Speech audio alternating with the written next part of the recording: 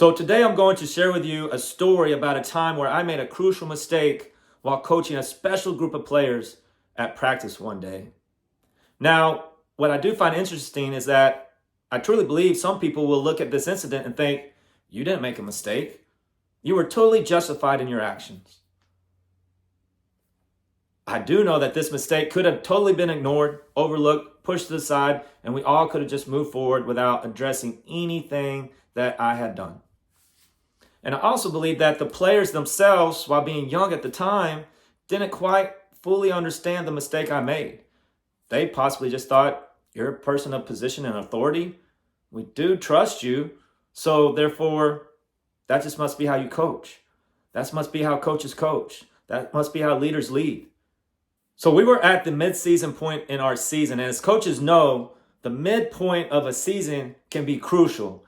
It's hard, it's tough because you start with all the momentum and energy, and then players get injured, coaches get tired, people get worn down. So there can be a lot of misfires in the mid-season point of a season. A lot of teams like to finish strong. It's easy to finish strong. It's easy to start with energy, yet it's hard to really have dynamic practices in mid-season. So in this mid-season point, there was a special running back who played for our team. And the running back had a great personality, had a great smile, was funny, was smart. Yet the last couple of weeks, he had been really bucking leadership. I'm not going to go into details about all of the actions the player was having at the time, but it was becoming extremely hard to coach the player. He would talk back, he would have a bad attitude, and then one day, in the stress of the moment, in the frustration of trying to win football games, trying to win a district championship, I completely lost it, right? I know a lot of coaches have probably been there. You feel this pressure, and then all of a sudden you just lose it on a player who is not acting the way that you have set expectations to act, to play, to practice. And at this moment in time, I was not having any of his attitude, right? And I put him in his place. So I still see it to this day. It's very vivid. And what's great about the moment of addressing the mistake is that this vivid memory would be a very, I think, guilty memory of mine today if I never address that mistake, which I'm about to talk about. It would sit deep inside and I feel really sad and probably depressed about it. But by addressing it, it allowed me to be free. Right? And it allowed me to gain this trust and respect from the group of players that I'm talking about. So what exactly happened? The player talked back.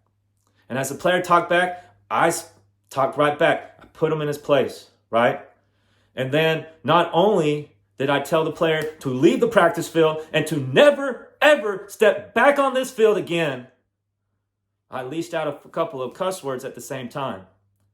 Now, I don't know the dramatic of a cuss word. I'm not saying that cussing is extremely just, oh, it's a bad sin. You cuss, you're a terrible coach. No, coaches cuss. It happens. You move on at times. But the way that I cussed at this player specifically, get the F off this field and you don't ever effing come back. Everyone got quiet. The players got quiet. The coaches got quiet. And the player ducked his head and slowly walked off the field. And at that moment in time, I knew what I did was wrong. Now, did the player need discipline? Yes, the player needed discipline. Did the player need motivation? Yes, the player needed motivation. But did the player need to be ridiculed? And did the player need to be talked down to a point to make him feel small, to make him feel as if he was lesser than me as the coach? And that answer is no. So I don't remember the exact timeline, but I do know as soon as that player started walking off the field, I immediately felt guilt and shame deep down inside. It hit me quick. And practice had to move on. So I do remember practice kind of moving on, but I knew deep inside, I said, I have to find the player and I have to talk to him. Now, I could have approached the situation in multiple ways. One, I could have apologized, but I could have said, your actions were out of line, therefore it caused me to act a specific way towards you. So therefore you need to straighten up and I won't lash out at you again, right? But as a leader, as a person in leadership, as a coach in which players trust you to stay calm and collective, you can't allow other people's emotions and actions to cause you to act a way that you know is not right. You know is outside of the realm of leadership. So that's not a way to approach it, right? That's kind of a false apology. Your actions caused my action, therefore you were wrong, but I'm sorry. Now, I also could have just ignored the situation, said, hey, coach is coach. It got fiery. It was fast. All these things happened. Let's just go on. Come on back to the field next day and just try to forget about it. A lot of times you just try to forget about those mistakes you made. You just try to forget about the actions that you take that were wrong or hurt someone. But you know what? They never go away, because if you just try to ignore the problem, they sit deep inside. They sit in that cabinet that you never clean out. They sit under the rug that you never clean under. And I felt like that was not the right way at all either. So I knew I had to humble myself down to a level to where I allowed the player to understand that I was truly sorry for what I had done. And I had to focus on me and not his actions. I had to focus on my actions. I'm a coach. I'm an authority. I have to have players trust that I truly have their best interest. That while I might discipline them, I might motivate them, I am not trying to hurt them. I am trying to build them up and make them great and become the best they could ever be and ever imagine. So I do remember sitting in the coach's office with the other coaches, because it's always safe to be with a staff together. And I apologized. I was truly sorry for what I had done. Now, I also knew that sorry wasn't enough. This action was extremely out of line. This action was out of character of my leadership. So therefore, I was thinking in my mind, what can I do to truly prove in action, not words, in action, that I was wrong, that I really had remorse for what I had done? So I did know that we made players do up downs when they cussed. 10 up downs, 5 up downs. But when they would cuss on the field, hey, give me 10 up downs. Well, I gave out some drastic words towards this player. I cussed pretty strongly. Not exactly at him, but in the situation, right? Get the F off this field and don't ever effing come back again. Whoa. So what did I do? We make you do up downs, I'm going to do up downs too. And not only am I going to do 10 up downs, I'm going to do 100 up downs. Now, if you don't know what an up down is, it's like a burpee, but you don't do the jump. So you shuffle your feet, and on the whistle, you hit the ground, pop up. You shuffle your feet, hit the ground, pop up. Shuffle your feet, hit the ground, pop up. Right? And normally it's on the coach's command. It's on the coach's cue. So I said to myself, I got to do this. 100. That's all. That's what it's going to take. It's going to take 100 up downs to prove to these players that I was wrong, that I'm truly sorry, that we can move past this situation now, because in this apology, it's real. It's honest. So next day at practice, and I was kind of dreading it, I'll be honest, 100 up downs, that ain't no joke. No matter what good shape you're in, 100 up downs go burn. And I knew it was going to hurt. I knew it was going to burn. But we got out there on the field. I said, all right, guys, everyone huddle around. I said, what I did yesterday was wrong.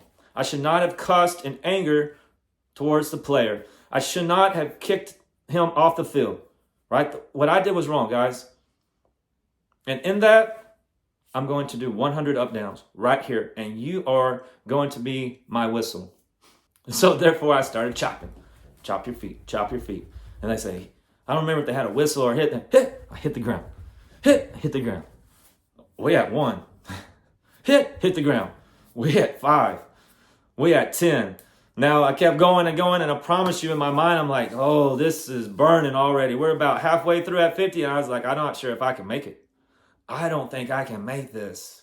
But 100 was the point where I said, that's really showing the kids where I stand. You know, that's like going above and beyond. I could have done 20, I could have done 50, but I don't know exactly what 50 would have done. 50 would have just said, hey, I'm sorry, that was hard. But 100, those kids said, dang, coach. All right, I respect that. And so here I go. I'm about 60 and I'm starting to burn and sweat and it's hurting. The kids they're starting to get fired up. They're starting to get motivated. They're yelling it out and they're counting as I'm going because I was like, I can't count. Like, y'all are going to have to count for me. 65, 70, 75. We're getting up. 80. But now I'm getting my second win, right? Now I'm getting my second win. We're hitting 85, 86, 87, 90. Oh, I hit 90. Let's go. Let's do it. I go 91, 92. We get all the way to 100. And when we get to 100, boom, the kids just started celebrating. It was euphoric. I remember that situation. I remember that time. And as I got to 100 up downs, they started cheering and we started clapping and I started yelling and I don't even remember exactly the details, but I just know it was a euphoric feeling to have put myself in that position, right? As an authoritative coach, to put myself down on a level where they understood and they saw my love and passion for them. And I'm not saying you have to do 100 up downs for your players, but I'm telling you that you have to go above and beyond for them.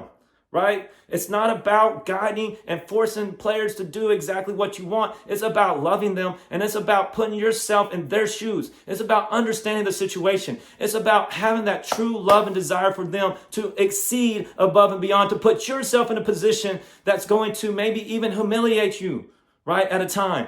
Doing 100 up downs in front of a group of kids. You think I really wanted to do that at first? Not necessarily, right? But that was what I knew I had to do. I knew I had to go through it. And after we were done, the bond we had was unbreakable. It was unbreakable. And I'm shedding tears right now thinking of that moment because that moment in time took us to another level. And I know I could have said sorry. I know I could have ignored the situation. I know that I could have just said, quit acting a specific way. I won't yell at you again. But I had to truly change and show the players that they could trust me. And I was willing to go to the deeper edges for them. So that was a day where a crucial mistake changed the trajectory of my coaching career. And yes, that same group of players went on to go 14-0. Their 11th grade year, 14-0. Their 12th grade year, to be top 10 in the state, top 5 in the state, right on the verge of a national championship. It was amazing to coach them, to see them through. But I know that if I wouldn't address my mistake, we never would have had that bond that still lasts to this day. And I love those players, and I'm so proud of being their coach. Thank you for listening to C1 Coaching Academy. I hope that you got something out of this story of mine, and I can't wait to share more stories to help you become a better coach, a better leader, and then just a person that you can really be proud of when you go home, when you leave the practice field. You know that you didn't just give 110% to the players that you coach, but you truly coach them on a level, right? On a level that's unlike any other, and that you have these bonds that are unbreakable for the rest of your life as well. Thank you.